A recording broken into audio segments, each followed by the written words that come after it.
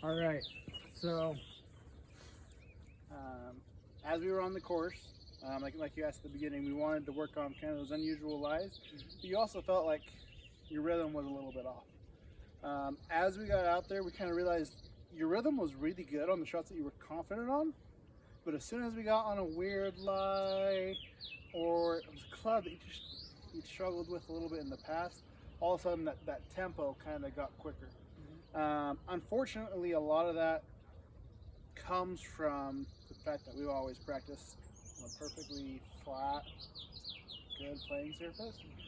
So what I would recommend is when you play a round of golf, I know you go out by yourself quite a bit, play your round, but as you're waiting, throw balls in weird lies, throw balls in weird shots, and get comfortable with what we talked about, because that will really, really help.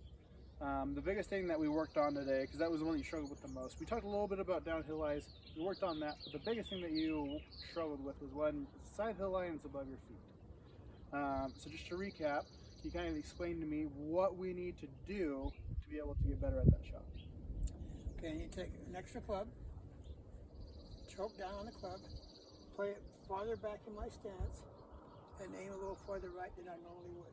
Yep, good. And then mentally on the side of it, we've got to be able, before you hit that shot, I need you to be able to see that shot shaped the way that you want to and land.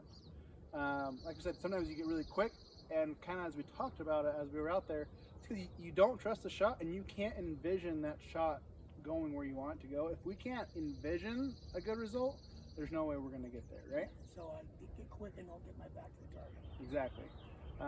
But in terms of the actual swing itself, you're swinging really well. We just needed to learn to be able to adjust to that for me a little bit better. Okay. So I want you to, before we go home after this round of golf, I want you to take your phone out, kind of write down the steps that it takes to be able to have a better side hill lie shot. That way, when I'm not here, you can pull it back out and see what we actually worked on. And like I said, as you continue to play on the golf course, if you're playing by yourself or you're waiting on the grip in front of you, find a weird side hill lie. Find situations where you can practice it to be able to become better at it. Just like everything else in your game, you spend a lot of time on the driving range practicing. These shots we don't practice very often, and then our results aren't as good as we would like. Okay. All right, thank you. Thank you.